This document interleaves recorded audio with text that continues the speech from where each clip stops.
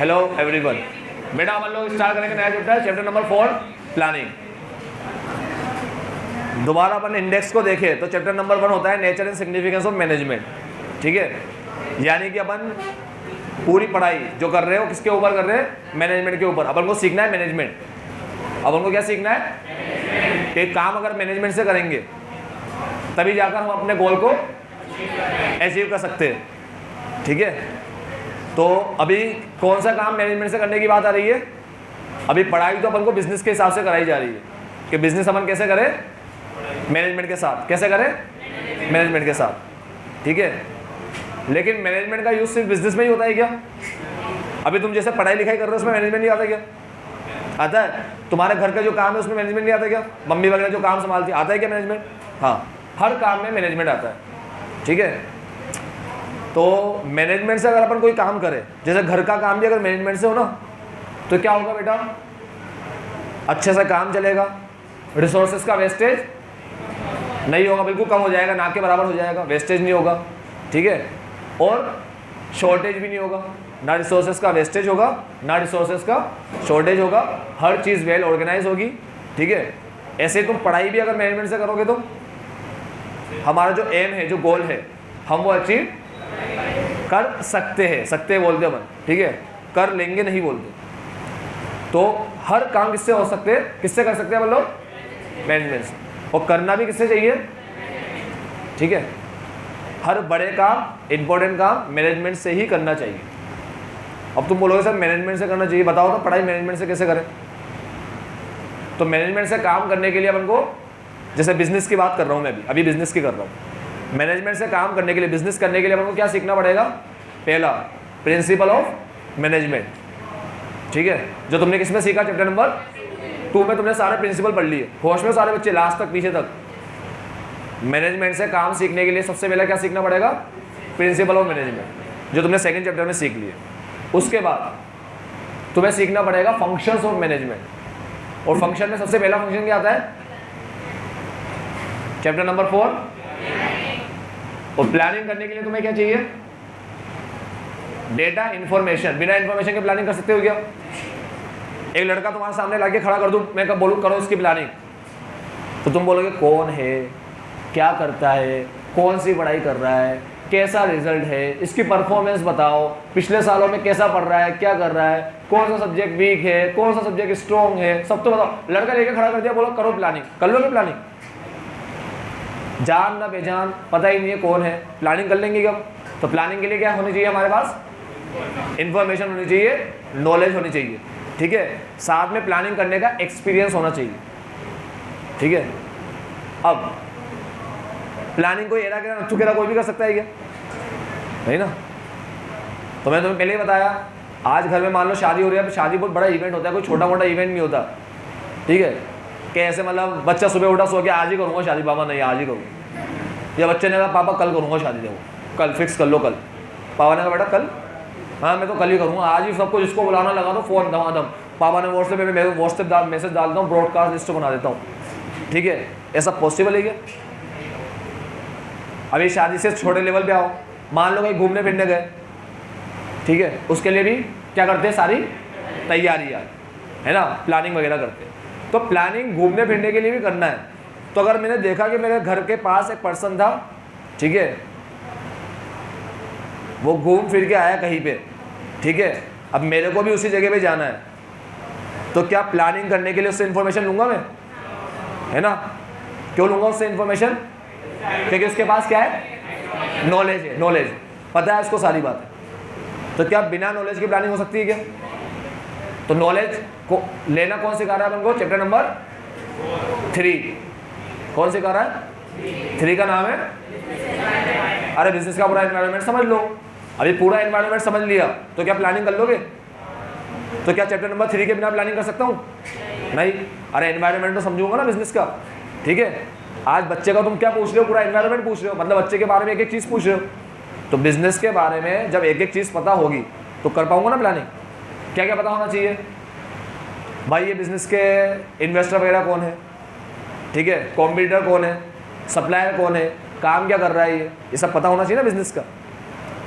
ठीक है, ये बिजनेस की परफॉर्मेंस कैसी है, तो बिजनेस एनवायरनमेंट पता होना चाहिए, साथ में दूसरा बिजनेस का मेरे पास क्या होना चाहिए, सारा डेटा होना चाहिए, इन्फॉर्मेशन होना चाहिए। अब सुनो मेरी बात, एक तो मेरे पास क्या होनी चाहिए, इन्फॉर्मेशन बिजनेस की, डेटा, और दूसरा मेरे पास क्या होना चाहिए, किसकी नॉलेज होनी चाहिए, बिजनेस एनवायरनमेंट की नॉलेज होनी चाहिए। तो मैं क्या प्लानिंग कर सकता हूँ बिजनेस की, कर सकता हूँ।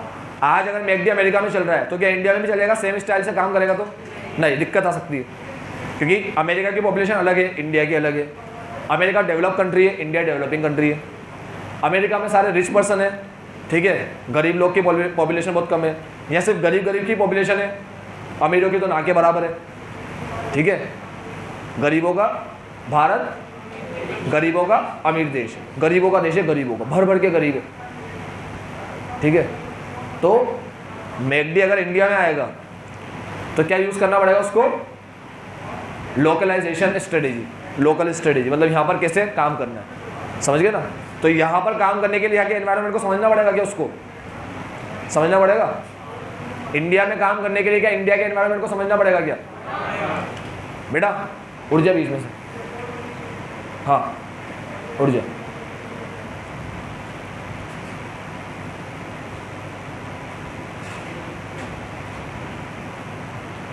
तू आ जा अथर, तू उसकी जगह पे चला जा, इधर आ जा, यहाँ बैठ जा।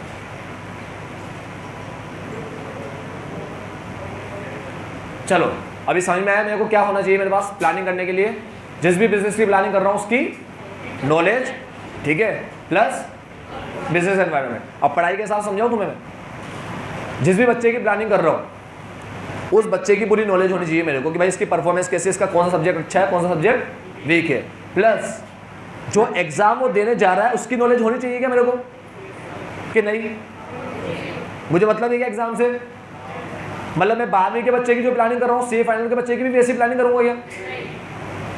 तो मैं पहले समझूंगा भाई सीए फाइनल कौन सा एग्जाम होता है, क्या बहुत ज़्यादा टिपिकल होता है या ऐसे ही मतलब ठीक ठाक अभी लल्लू एग्जाम है क्या है, और ऐसे ही पास कर लेगा बच्चा, कर लेगा तो उसको कल को परेशान करूँ, इसको बोलूँ 15 घंटे पर, ठीक है। अब मेरे को बताओ अगर सीए फाइनल टिपिकल एग्जाम है, बहुत टिपिकल, तो बच्चे को क्या बोलूँगा कितने घंटे पर, 15 घंटे 16 घंटे, है ना एग्जाम के हिसाब से। अब अगर मान लो सीए फाइनल टिपिकल एग्जाम है तो 15-16 घंटे पढ़ने का बोलूँगा, लेकिन बच्चा बहुत ज़्यादा इंटेलिजेंट है तो टाइम कम कर सकता हूँ क्या, है ना।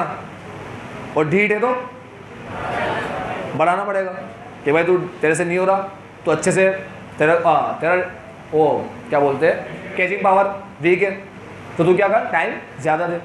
मतलब मुझे बच्चे की प्लानिंग करनी है तो मुझे किसकी नॉलेज होनी चाहिए, तो उस बच्चे की, साथ में जो एग्ज़ाम वो देने जा रहा है बच्चे की एग्ज़ाम की नहीं है।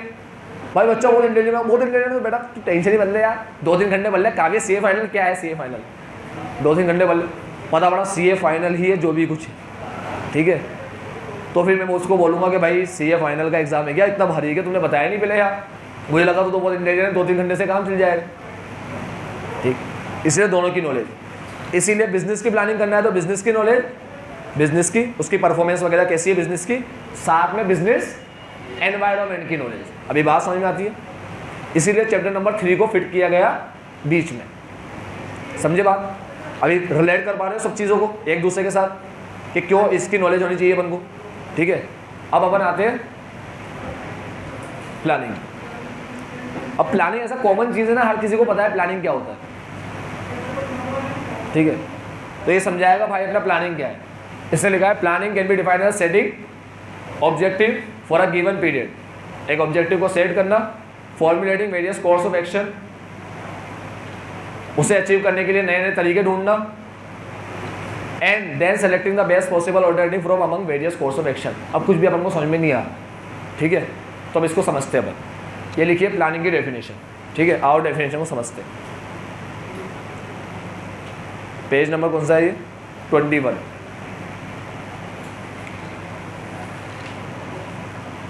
चलो तुम 21 के साथ पहला पेज भी देखते रहना। पहला पेज क्या लिखा, planning is defined as setting objective, ठीक है। उसके बाद identifying alternative course of action, ठीक है। उसके बाद सेलेक्टिंग एन ऑल्टरनेटिव, क्या 3 पॉइंट मिलते हैं क्या प्लानिंग में? फर्स्ट, थर्ड और फिफ्थ। डेफिनेशन में मिलते हैं क्या 3 पॉइंट? मिलते हैं। Planning is defined as setting objective,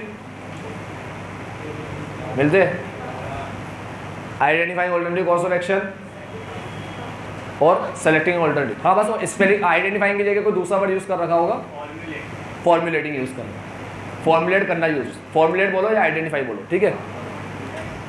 SIS, ठीक है, मिल गया अभी। इससे बना रखी है क्या? प्लानिंग की डेफिनेशन। मतलब ये समझ लिया तो डेफिनेशन तो याद हो जाएगी, ठीक है। बस 3 पॉइंट बोलना है। Planning refers to setting objective, identifying alternative course of action to achieve the objective, ठीक है, एंड सेलेक्टिंग द बेस्ट, ठीक है, among the available objective. Definition में बता रहा हूँ, ये लाइन लिखी हुई है ना, आओ समझते क्या है। और देखो मैं तुम्हें प्लानिंग की डेफिनेशन भी समझाऊंगा, साथ में डेफिनेशन ऐसी क्यों आई वो भी समझाऊंगा, ठीक है, कि ऐसी डेफिनेशन क्यों बनाई गई, डेफिनेशन क्यों बनाई गई ऐसी प्लानिंग की, ठीक है। तो पहले इसको समझते ही क्या है प्लानिंग का प्रोसेस। तो मैंने तुम्हें कहा अगर मान लो बच्चा मेरे पास आया, मैं बोला प्लानिंग करना है, मैंने कहा मैं बच्चे के बारे में जानूंगा, एग्जाम के बारे में जानूंगा, दोनों के बारे में जान लिया, ठीक है। अब ये दोनों चीज़ जानने के बाद मेरा सवाल पता है क्या रहेगा? प्लानिंग करने से पहले एक सवाल पूछूंगा मैं, उसके बाद क्या करूँगा? प्लानिंग करूँ। मैंने किसके बारे में जान लिया? बच्चे के बारे में, कितना इंटेलिजेंट है, उसका IQ पावर क्या है, ठीक है, ये सब मेरे को पता पड़ गया। अब उसके बाद मैंने किसके बारे में जान लिया? एग्जाम के बारे में पूरा समझ लिया, भाई एग्जाम कितना टिपिकल होता है, बहुत हार्ड होता है, पास करना बहुत मुश्किल होता है, ये सब मैंने समझ लिया। अब प्लानिंग करनी है मेरे को उसकी, बच्चे की, तो मैं क्या करूँगा? एक क्वेश्चन पूछूंगा बस कि कितने मार्क्स की प्लानिंग करनी है ये बता। पूछना पड़ेगा ना कि बस सिर्फ प्लानिंग कर लूँ, ये मान लो इसे पास होने के लिए आया है, बस इसे सिर्फ पास होना है, नहीं ना, पूछना पड़ेगा मेरे को कितना नंबर लाना है। अब क्या होता है, जैसे तुम 12वीं में सारे बच्चे बैठे हो, तो गिनती के कुछ बच्चों का ऑब्जेक्टिव होगा कि उन्हें अब 95 जाना है या उसे 100 में से 100 लेकर आना है, ठीक है, और बाकियों का ऑब्जेक्टिव होगा हमें पास होना है, 12th पास होना है, ठीक है। किसी का होगा फर्स्ट डिवीज़न पास होना है, 60 से ऊपर लाना है, बस। तो ये क्या है अपने ऑब्जेक्टिव। अब सबसे जो फर्जी ऑब्जेक्टिव होता है, third class objective, third class, वो होता है पास होना, ठीक है। उसके लिए भी मैनेजमेंट यूज़ करेंगे क्या? मैनेजमेंट से होऊंगा पास, अभी से प्लानिंग करता हूँ तब जाके पास हूँ, ऐसा? और तो फर्जी है बेटा, तो ऐसे ही हो जाएगा पास, इतनी प्लानिंग करने की ज़रूरत नहीं है, ठीक है, बस थोड़ी सी पढ़ाई कर ले तेरे हिसाब से तो हो जाएगा पास। अब प्लानिंग तो किसके लिए करनी है? जो बच्चा ऐसे सोच के बेटा अबव 95 लाना है, मेरे को 100 नंबर लेकर आने, और वो क्या करेगा? बिना प्लानिंग वगैरह के हो जाएगा काम, मतलब ऐसे पढ़ रहा है दिन भर, बस ये सोच रहा है मैं तो 100 नंबर, और सपने देख रहा है, आप बैठ कर बुक खोली हुई है, सपना देख रहा है, हाँ यार 100 नंबर आएंगे मेरे यार, सब खुश हो जाएंगे, स्टेटस लगाऊंगा, हाँ हो गई, बस बुक लेके बैठा, घर वाले क्या कर, हाँ पढ़ाई करो, फिर सपनों में खो गया, भाई साहब इस दुनिया में खोया पड़ा है, क्या करना पड़ेगा उसको?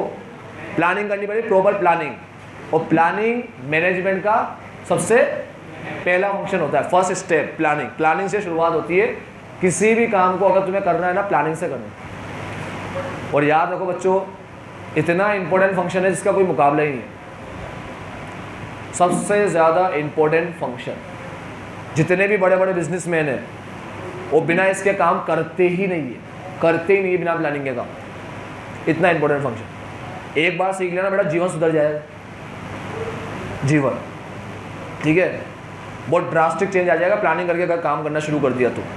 अपना काम ऐसा फर्जी होता है, जो चीज़ को अपन को कल निपटाना है वो 10 दिन में भी निपटने की पता नहीं होता, आते पते नहीं होते। मतलब अगर अपन ये सोच रहे कि प्रोजेक्ट फाइल कल तक बना के कंप्लीट कर देंगे, ठीक है, तो कल तक तो बहुत दूर की बात है, अरे यार आज भी नहीं हो पाई, अरे कल तो कर ही लूँगा, अरे यार आज भी नहीं हो पाई, पता है ना, ऐसा चलता रहता है, ठीक है। तो इलॉन मस्क के बारे में बोलते हैं कि इलॉन मस्क का प्लानिंग बड़ा एक्यूरेसी के साथ होता है, बड़ा एक्यूरेसी के साथ। अब इलॉन मस्क को जानते हो तुम लोग, टेस्ला का मालिक है ना, थोड़े टाइम के लिए नंबर 1 पे आया था वो, वर्ल्ड रिचेस्ट पर्सन के अंदर, वर्ल्ड कह रहा हूँ, उसके अंदर नंबर 1 पे आया था थोड़े टाइम के लिए। उसको विश किया कि भाई तू अभी वर्ल्ड का रिचेस्ट पर्सन बन चुका है, तो उसने लिखा thank you, now back to the work. चलो थैंक यू मतलब धन्यवाद, अब जा रहे हैं अपन काम पे, वापस काम करना शुरू, मतलब इतना कोई लोड ही नहीं, ऐसा कोई स्टेटस डाल रहा है मज़ा आ गया, मैं फर्स्ट आ गया क्या, ठीक है, 15-20 दिन बिगाड़ दिए खुशी के मारे। और अपन बर्थडे सेलिब्रेशन में निकलते तो ऐसा निकलते हो राजा महाराजा का बर्थडे चल रहा है भाई, ठीक है, बर्थडे वीक चल रहा है, ठीक है, हमारे तो दिन भी नहीं होते, इनके वीक निकल गए बच्चों के।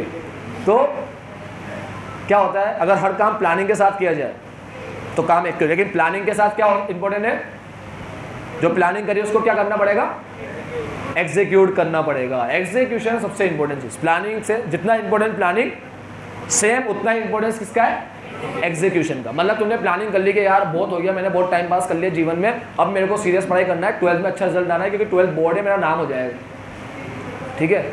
अब तुमने प्लानिंग करी तो तुमने ये डिसाइड किया भाई मैं सुबह 6 बजे उठ के पढ़ाई करूंगा, फिर ये करूंगा, फिर पढ़ता रहूंगा, थोड़ा ब्रेक लूंगा 10 से 10:30, ठीक है, उसके बाद फिर पढ़ता रहूंगा, फिर एक ब्रेक लूंगा 12:30, 12:30 से 1, ठीक है।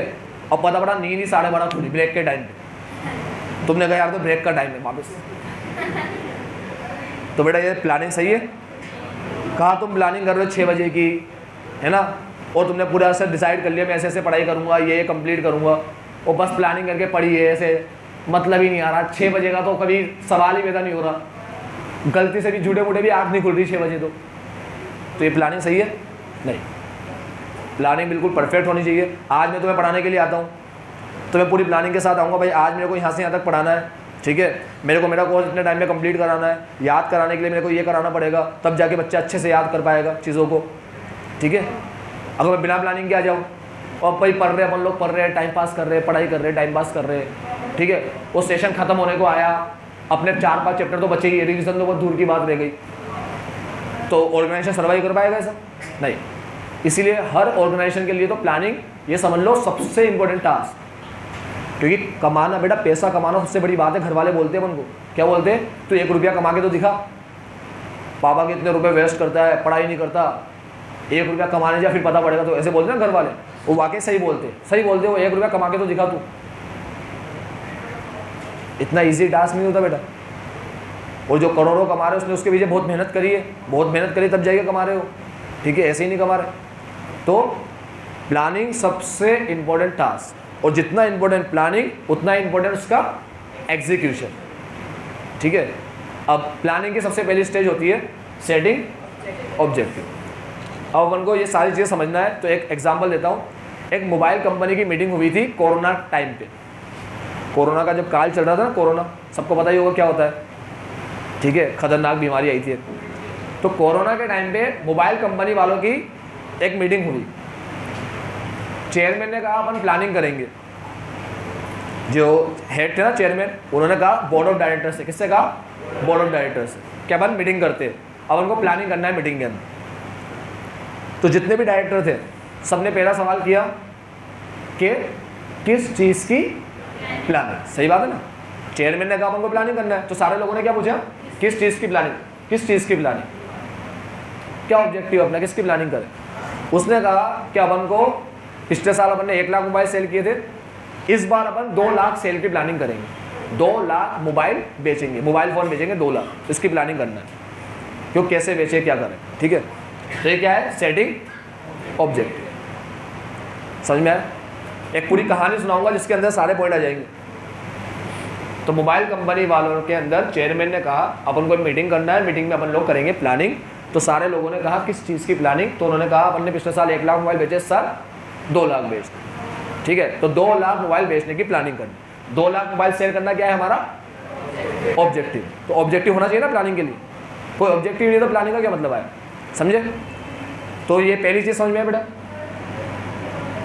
अब चेयरमैन अगर ऐसे बोल देते ना कि 1 लाख मोबाइल बेचे थे, इस बार सेल बढ़ानी है, क्या करनी है, बढ़ानी है सेल। अब मान लो सेल अपनी हो जाती 1,100,000 मोबाइल, बढ़ गई ना। तो चेयरमैन ने कहा यार सेल बढ़ाने की बात करी तूने, बढ़ाई नहीं, बढ़ाया ना, 100 मोबाइल ज़्यादा बेचे इस बार, आपने तो कहा था ज़्यादा सेल करो। चेयरमैन ने कहा गधे तेरे में अकल नहीं है, अभी 10 मोबाइल ज़्यादा बिकेंगे तो उसको ही बढ़ना बोलेगा, तो बोले हाँ ऑब्वियसली, आपने तो कहा सेल बढ़नी चाहिए बस। इसीलिए चेयरमैन ने क्या किया, ऑब्जेक्टिव कैसे सेट किया, बिल्कुल एक्यूरेट फॉर्म में, है ना। उन्होंने बताया कि भाई अपन 1 लाख मोबाइल बेचे थे पिछली बार, इस बार 2 लाख बेचने, ताकि पता पड़ जाए कि प्लानिंग किस लेवल तक की करनी है। अब तुम सोच रहे हो ना 2 लाख मोबाइल कितना ड्रास्टिक, मतलब ऑब्जेक्टिव का लेवल देख लो कितना हाई है, 2 लाख मोबाइल बेचना है, ठीक है। The first and foremost step is setting objective. समझ में आ गई लाइन? फर्स्ट और फॉरमोस्ट स्टेप इज, पहली स्टेप है ये। अब ये लाइन बहुत फ्री लाइन होती है, फर्जी लाइन, मतलब फर्जी तो क्या, बहुत अच्छी लाइन होती है, ठीक है। मस्त बच्चों को मतलब कुछ भी ना आता हो और ज़्यादा ही लिख देगा first and foremost step is setting objective. यहाँ लिख देगा सेकंड में कि after setting objective the second step is developing premises, मतलब कुछ आता ही नहीं है फिर भी लिख रहा है, ठीक है। तो ये बड़ी अच्छी लाइन होती है, बच्चे को इसके बारे में पता हो या ना हो, वो जाते ही सबसे पहले क्या लिख देगा, the first and foremost step is setting objective. इसमें क्या लिख देगा, after setting objective the second step is developing premises. मजे आ रहे हैं भाई, ठीक है। भले पता ही नहीं, पढ़ा ही नहीं, मैंने इसके अंदर लिखा हुआ क्या है, क्या होता है डेवलपिंग प्रीमाइसेस, मगर लिख दिया, ठीक है। क्यों, क्या है ये, प्रोसेस। प्रोसेस का मतलब step, step number 1, step number 2। अब एक बात याद रखना, तुम क्या पढ़ रहे हो, प्रोसेस का ये सीक्वेंस होता है। ऐसे नहीं सेटिंग ऑब्जेक्टिव के बाद तुम लोग लिख दो implement the plan. Objective set कर दिया, प्लान इंप्लीमेंट कर दिया, इंप्लीमेंट करने के बाद अब बना रहे हो प्लान यहाँ पर, तो ये पॉइंट इधर उधर नहीं होते, ये लाइन से चलेंगे सीक्वेंस वाइज। और याद रखो, हर चीज़ को याद रखने के लिए अपन क्या बनाते हैं, न्यूमेरिक्स। इसके लिए नहीं बनाएंगे, जरूरत ही नहीं। प्रोसेस के लिए कभी न्यूमेरिक्स बनाने नहीं पड़ते, क्योंकि एक सीक्वेंस होता है, पहले ये काम होगा, फिर ये होगा, फिर ये होगा, फिर ये होगा। समझे बात? अब देखो ध्यान से, सबसे पहले क्या है अपना सेटिंग ऑब्जेक्टिव। ये पहली लाइन समझ में आई गई होगी। दूसरी लाइन पढ़ता हूँ, every organisation must have certain objectives. हर ऑर्गेनाइजेशन का कुछ ना कुछ ऑब्जेक्टिव होता है। हम लोग बच्चों को पढ़ा रहे, हमारा ऑब्जेक्टिव है कि अगले साल और ज़्यादा बच्चे बढ़े हमारे, ठीक है। 2 बैच है, अगले साल 3 बैच को पढ़ाएं, तो ऐसा कुछ ना कुछ ऑब्जेक्टिव होता है ना। हॉस्पिटल वाला है तो उसका ऑब्जेक्टिव होता है अगली बार और ज़्यादा मरीज आए, ज़्यादा से ज़्यादा लोग बीमार हो, ठीक है, और हमारा धंधा बढ़े। अब आगे क्या लिखा है, ऑब्जेक्टिव और goals specify both the organization wants to achieve. Goal बताते हैं ऑर्गेनाइजेशन को चाहिए क्या, ठीक है। गोल स्पेसिफाई करते हैं कि ऑब्जेक्टिव स्पेसिफाई करते हैं कि ऑर्गेनाइजेशन को क्या चाहिए। ऑब्जेक्टिव अब आता है बहुत इंपॉर्टेंट चीज़, ये लिखना ही पड़ेगा तुम्हें, ये लिखना ही पड़ेगा। Objective should be stated clearly for all department, units and employ. भाई ऑब्जेक्टिव सबको अच्छे से बता दो। कल से तुमने बोल दिया सेल डिपार्टमेंट वालों को सेल बढ़ाओ, तो मैंने तुम्हें बताया ना 1 लाख से 1,100,000 मोबाइल भी हो गए, तो बोलेगा सेल बढ़ गया। अरे ऐसे तो नहीं होता, ठीक है। तो ऑब्जेक्टिव सबको क्या बताओ, बिल्कुल क्लियरली बताओ, ठीक है, बराबर स्पेसिफाई करके। अब ये वाला समझ में आया, ये इंपॉर्टेंट लाइन है, objective should be stated clearly. Objective should be stated clearly, बस ये इंपॉर्टेंट लाइन है, ये लिखना ही पड़ेगा, ठीक है। दूसरा पॉइंट डेवलपिंग। अब जब सबने सुना ना दिमाग खराब हो गया सबका सुनते, यार पिछली बार अपन ने बेचे थे 1 लाख, अब सीधा 2 लाख बेचे। मतलब 1 लाख से 1,10 बोलते तो भी समझ में आता, 1,20,000 मोबाइल बोलते, 20,000 ज़्यादा बोलने की तो भी समझ में आता। सीधा 1 लाख मोबाइल से 2 लाख, ये कैसे पॉसिबल, मतलब क्या सोच के बोला। यही बोलेंगे ना सारे लोग चेयरमैन से कि क्या सोच के बोला। आज जो बच्चा टेस्ट में 0 ला रहा है, पढ़ नहीं रहा, ठीक है, कल मुंह उठाकर आए, बोले सर मेरे को सारे सब्जेक्ट में, आप 3 सब्जेक्ट पढ़ता हूँ ना, सब में 100 में 100 लाना है, बताओ क्या करूँ। मैं कहा बेटा घर पे जा सो जा, ठीक है, ये तू जो बोल रहा है 100 में 100। अब थोड़ा ढंग का ऑब्जेक्टिव सेट करे ना यार, या तो फिर वो पढ़ने वाला हो, इतना डेडिकेटेड बच्चा हो, या वो डेडिकेटेड ना हो तो सोच ले दिमाग में कि अब तो मेरे को पढ़ना है, तो समझ में भी आती है बात। वो मुँह उठा के आ गया, मेरे को बोला मेरी प्लानिंग कर दो, मेरे को 100 में 100 चाहिए, सब में हलवा है जो आ जाएंगे, नहीं ना। और 100 में 100 लाना कोई इतनी ईजी बात है क्या यार। जो दिन रात मेहनत कर रहे होते उनको भी बहुत मुश्किल से आते, मुश्किल से। हाँ, अबाउट 90 अबाउट 95 लिया थे वो आराम से लिया थे, मगर 100 में 100 में थोड़ा दिक्कत आ जाती है कभी, ठीक है। तो अब ध्यान से सुनना, जब उसने बोला सेल को डबल करना है, तो याद रखो ऑब्जेक्टिव जो सेट करते हैं ना औकात अनुसार होते, समझ गए तुमने, औकात के बाद नहीं होते। तो सबने पूछा भाई क्या सोच के बोले कि 2 लाख मोबाइल बेचेंगे, तो चेयरमैन ने बताया क्या कहा। चेयरमैन ने कहा कोरोना का टाइम चल रहा है, ठीक है, और सारी पढ़ाई लिखाई जो हो रही है घर पे वो ऑनलाइन हो रही है, प्लस सारे काम भी ऑनलाइन हो रहे। तो क्या होगा कि पहले क्या होता था, मम्मी पापा के पास मोबाइल होता था, बच्चों को मोबाइल नहीं दिलाते थे, छोटे छोटे बच्चों के पास तो मोबाइल होता ही नहीं था, ठीक है। फिर जब एक बड़ी एज का हो जाता था, जैसे 7वीं 8वीं 9वीं, पता नहीं तुम्हें कब मोबाइल दिलाया होगा, किसी को 9वीं में दिलाया हो, किसी को 8वीं में, कोई बहुत ही धुरंधर बच्चा है 5वीं 6वीं में लेके बैठा है भाई हीरो अपना, तो ऐसे किसी को 9वीं में, किसी को 10वीं में, किसी को 11वीं में, बचपन से ऐसे मोबाइल नहीं पकड़ा देते, ले बेटा है मोबाइल तेरा, तो क्या होगा, सबको मोबाइल चाहिए होगा। बच्चा दिन भर घर में पड़ा रहेगा, राइम्स वगैरह देखेगा, छोटे छोटे बच्चे राइम्स देखेंगे, बड़े बच्चे को लेक्चर सुनना रहेगा, सुबह से उसके लेक्चर शुरू होंगे, चलते रहेंगे दोपहर तक, क्लासेस शुरू होगी। वो तो भाई क्लासेस होती थी सुबह से लेकर दोपहर तक, ठीक है। अब उसे मोबाइल चाहिए, उसके घर वालों को भी मोबाइल चाहिए, तो ये समझ लो जिस घर में 2 मोबाइल थे और 2 बच्चे तो अब वहाँ 4 हो जाएंगे मोबाइल, एक बच्चा है तो 1 मोबाइल बढ़ जाएगा, तो अब मोबाइल क्या हो जाएंगे, हर घर में बढ़ते जाएंगे, हर घर में जितने भी घर हैं सबको मोबाइल चाहिए, और दिन भर मोबाइल यूज़ करने पे ख़राब भी होंगे तो फिर वापस रिक्वायरमेंट आएगी। ये सबसे अच्छी अपॉर्चुनिटी है सेल को 1 लाख से 2 लाख कर। सारे लोग एग्री हो गए, सारे लोग कि बिल्कुल सही बोला, बिल्कुल सही एग्री हो गए ना। अगर मान लो कोई एग्री नहीं हो रहा कि नहीं नहीं ये तो चीज़ बिल्कुल मैं समझ के ही बाहर है, वो प्लानिंग में शामिल हो सकता है क्या? नहीं हो सकता ना। तो सारे लोग क्या हो गए, एग्री हो गए कि हाँ यार ये बिल्कुल सही बात है, आप सही कह रहे हो बिल्कुल, कि मोबाइल की ज़रूरत भी पड़ेगी और जो मोबाइल दिन भर यूज़ होंगे तो ख़राब भी होंगे, ठीक है। तो the manager is required to make certain assumption about the future. क्या हो रहा है बेटा, प्लानिंग करने से पहले फ्यूचर के बारे में क्या लिया जा रहा है, एजम्पशन। प्रेमाइसिस का मतलब ही एजम्पशन होता है, प्रेमाइसिस का मतलब ही एजम्पशन होता है। एजम्पशन सारे बच्चे समझो, इतने बैठो यहाँ पर, पता है तुम्हें एजम्पशन क्या होता है? एज्यूम करना, मान लेना, ठीक है। जब भी प्लानिंग करते तो कुछ मान के करते। आज मैं कश्मीर जाने की प्लानिंग कर रहा हूँ, तो मैं क्या मान के करूँगा कि मैं जब कश्मीर जाऊँगा, ठीक है, तो सेहत सही रहेगी, वहाँ पर कुछ ऐसी प्रॉब्लम नहीं आई। मैं ऐसे मान के चलूँगा यार कश्मीर जाऊँगा ना तो हो सकता है वहाँ अटैक हो जाए मेरे जाते ही, ठीक है, वहाँ टेररिस्ट आ जाए तो मुझे उससे बचाव के लिए भी कुछ रखना पड़ेगा। फिर मैंने कहा कश्मीर जा रहा हूँ, हो सकता है ग्लेशियर वगैरह वहाँ पर आ जाए और रास्ता रोक दे और मैं फंस जाऊँगा कश्मीर में, और मैं फंस गया तो मैं 30 दिन 60 दिन कितने भी दिन के लिए फंस सकता हूँ। मेरे को 30-60 दिन की तैयारी करके जाना है, ठीक है। फिर मैं बोलूँगा मैं कश्मीर जा रहा हूँ तो मेरे को ये सारी बीमारी आ सकती है, इसमें से कुछ भी, ठीक है, मरने का खतरा भी हो सकता है, मैं इसका पूरा ट्रीटमेंट लेके। वो बोला भाई तू यहीं रहे, काहे को कश्मीर जा रहा है, ठीक है, रहने दे, मर बुरा जाएगा जाने से पहले। तो जब मैं कश्मीर जाऊँगा तो मैं ये सब सोच के जाऊँगा, टेररिस्ट अटैक करेंगे उसकी प्लानिंग ऐसे करूँ, ग्लेशियर वगैरह आ गया मेरी गाड़ी फंस जाएगी उसकी प्लानिंग ऐसे करूँ, ये सोच के जाएंगे क्या? नहीं। अपन क्या असम्पशन लेते हैं, जैसे अभी तुम लोगों ने क्या असम्पशन ले रखा है कि तुम्हारे सारे दिन अच्छे रहेंगे, एग्जाम के टाइम में तुम पढ़ लोगे, तुम्हें एग्जाम के दिन कुछ काम ही नहीं आएंगे, ये तो असम्पशन है तुम्हारा। अगर तुम्हें पता पड़ जाए अभी कि एग्जाम के टाइम पे तुम्हारा बहुत सारा काम आने वाला है, या कोई बहुत बड़ा फंक्शन फिक्स हो जाए एग्जाम के टाइम पे, भाई घर में किसी सगे भाई की या बहन की शादी एग्जाम के टाइम पे, तो अपन को टेंशन हो गया यार अपन पढ़ नहीं पाएंगे, है ना।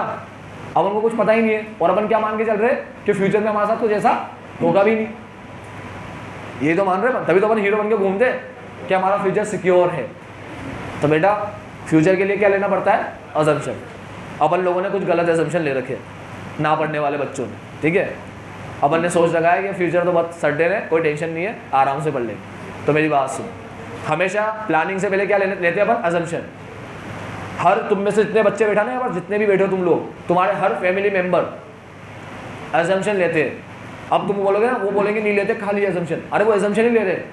जब तुम ये मान रहे हो ना हर चीज़ नॉर्मल रहेगी, तो ये क्या है तुम्हारा, वो ऐसे मानता है यार शादी के टाइम पे अगर ड्रामा हुआ, ठीक है, दूल्हा वाला सोच रहा है कि अगर दुल्हन भाग गई तो मेरे को क्या करूंगा उस टाइम पे, उस टाइम का क्या करना है मेरे को, ये सोच के करते क्या मैं शादी की तैयारी कि दुल्हन भाग गई तो क्या करूंगा, और ये हो गया तो क्या करूंगा, ठीक है, किसी ने बम लगा दिया तो वहाँ पर फिर क्या करना है मेरे को, ऐसी तैयारी सोच के करते क्या नहीं। अपन कंडीशन को क्या मान के चलते, नॉर्मल मान के चलते, समझ गए। जब तक कि कोई स्पेशल केस ना हो। हाँ, अपन याद है क्या करते हैं, बारिश वगैरह का ध्यान रख लेते हैं। अगर मौसम ऐसा होता है तो हमको लगता है भाई ऐसा मौसम में बारिश वगैरह हो सकती है, तो उसका अपन थोड़ा तैयारी कर लेते हैं, बस ऐसा, ठीक है। तो याद रखना, कोई भी बिना प्लान, कोई भी डेवलपिंग प्रेमाइसिस के बिना प्लानिंग नहीं करता, कुछ ना कुछ एजम्पशन तो ले ही रहा है, ठीक है। भले उसके दिमाग को ये बात पता नहीं है मगर वो ले रहा है एजम्पशन। आई बात समझ में। तो जनरली हर कोई प्लानिंग क्या मान के करता है, फ्यूचर क्या है, बिल्कुल नॉर्मल, मतलब कुछ होगा नहीं, लेकिन क्या बिजनेस में ऐसे कर सकता है कि प्लानिंग? नहीं, उसे सोचना पड़ता है, कोई स्पेशल चीज़ ढूंढनी पड़ती है उसको, ठीक है। चलो, अब दीज अजम्पशन आर कॉल्ड, इसे प्रेमाइसिस कहा गया है। द प्रेमाइसिस और assumption must be same for all. अब आती है लाख रुपए की बात। There should be total agreement on, समझ गए सारे बच्चे लाइन, टोटल एग्रीमेंट ऑन। सारे डायरेक्टर जब ये बात मान लेंगे कि हाँ यार चेयरमैन ने बहुत सही बात करी, तो जाके किस में शामिल हो पाएंगे? प्लानिंग में शामिल हो। नहीं तो कोई मान ही नहीं रहा ये बात, तो वो 1 लाख से 2 लाख पे आएगा ही नहीं, उसका दिमाग आएगा ही नहीं उसमें, और प्लानिंग कर ही नहीं पाएगा, ठीक है। तो ये समझ में आया पॉइंट नंबर 2, पक्का। अब पॉइंट नंबर 3, तो डायरेक्टर ने सबसे कहा, चेयरमैन ने सबसे कहा डायरेक्टर से, बोर्ड ऑफ डायरेक्टर से कहा कि अब एक काम करो, इसके बारे में सोच कर आओ, अपन क्या क्या कर सकते हैं। दूसरे दिन सारे लोग सोच कर आए, नए नए रास्ते खोज कर आए। सुना क्या बोला? 1 लाख से 2 लाख सेल बढ़ाने के नए नए तरीके, नए नए रास्ते खोज कर आए, बोले पता करके आए कि भाई कैसे कर सकते हैं नए नए तरीके। इसे तुम लोग ऑल्टरनेटिव कोर्स ऑफ एक्शन भी बोल सकते हो और फ्यूचर कोर्सेज ऑफ एक्शन भी बोल सकते हो, ठीक है। ऑल्टरनेटिव कोर्सेज ऑफ एक्शन, नए नए रास्ते, alternative courses of action, future course of action, कुछ भी बोल सकते हैं। इंग्लिश में ये बोला जाता है, नए नए तरीके फाइंड करना, नए नए रास्ते खोजना, ठीक है, तो उसे बोलते हैं फ्यूचर कोर्सेज ऑफ एक्शन। अब सब लोग आए, आकर कहा, एक ने कहा देखो सेल बढ़ाने का बहुत सिंपल तरीका है। हमने कहा क्या? बोला सेल बढ़ाने का इतना सिंपल तरीका है, सिर्फ कुछ भी मत करो, सस्ते मोबाइल निकालो, क्वालिटी कम करके रेट कम कर दो बस। सस्ता मोबाइल बहुत बिकेंगे, भारत में रह रहे अपन, ठीक है। एक ने कहा एक काम करो, क्वालिटी कम मत करो, सॉरी रेट कम मत करो मोबाइल की। रेट कम करने से चीपनेस आती है, भाई मोबाइल बहुत ऐसे चीप कंपनी का होगा, इतना कोई खास होगा नहीं, रेट अपनी बहुत अच्छी है, उससे अपनी मार्केट में वैल्यू है रेट से। दूसरे ने कहा, दूसरे राइटर, तो रेट तो वही रखो, ठीक है। क्वालिटी कम करने की बजाय क्वालिटी बढ़ाओ ना, बढ़ाओ, अच्छा काम करो, अच्छी सर्विस दो लोगों को। तीसरे ने कहा कि मेरे दिमाग में आइडिया ये आया है कि अपन क्या करें, कस्टमर जो सर्विस होता है ना, सर्विस सेंटर जो होता है वो बढ़ा दे, मतलब हर जगह easily customer service centre available हो अपने मोबाइल का। इससे क्या होगा, जैसे ही मोबाइल ख़राब होगा अपन हाथों में उनको अच्छी सर्विस देंगे, ठीक है, तो अपना मोबाइल मार्केट में ज़्यादा बिकेंगे, तो सर्विस बढ़ा दो। तो कितने आइडिया आएगा अभी तक? 3, ठीक है। अपन ने 3 आइडिया क्या कर लिए? आइडेंटिफाई कर लिए, ठीक। तो क्या लिखा है ध्यान से देखना।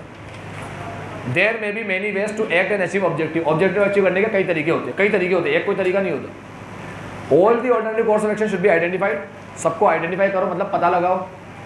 The courses of action which may be taken could be either routine और इनोवेटिव।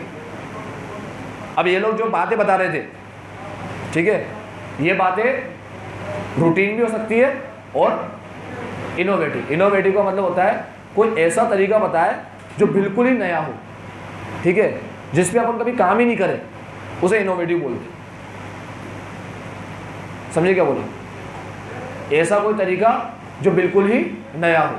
जैसे जियो कंपनी को, रिलायंस कंपनी को बताया गया कि अब मार्केट में आ रहे ना अपन, तो सीधा 4G से एंटर होते हैं और फ्री में बेचते हैं सिम। इससे पूरा मार्केट कैप्चर हो जाएगा, अपनी मोनोपोली हो जाएगी, सिम वाले चले जाएंगे। तो ये कौन सा आइडिया था, रूटीन या इनोवेटिव?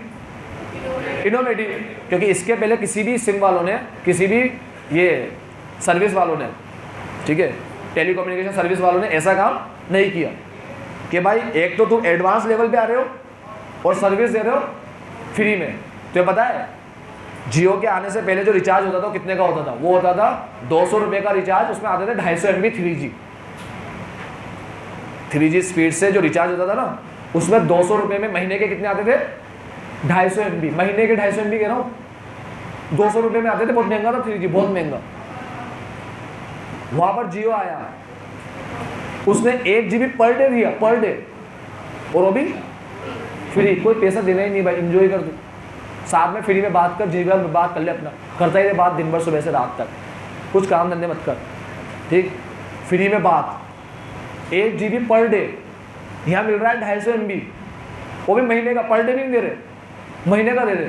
अब तुम देख लो कहाँ पहुँचा दिया उनको, खुशी का लेवल देख लो क्या, और स्पीड 4G, ऐसे बोल रहा 2G दूंगा तो भी अपन खुश हो जाते, चल 2G दे रहा है कोई बात नहीं, दे दे, 1 GB तो दे रहा है एक दिन का।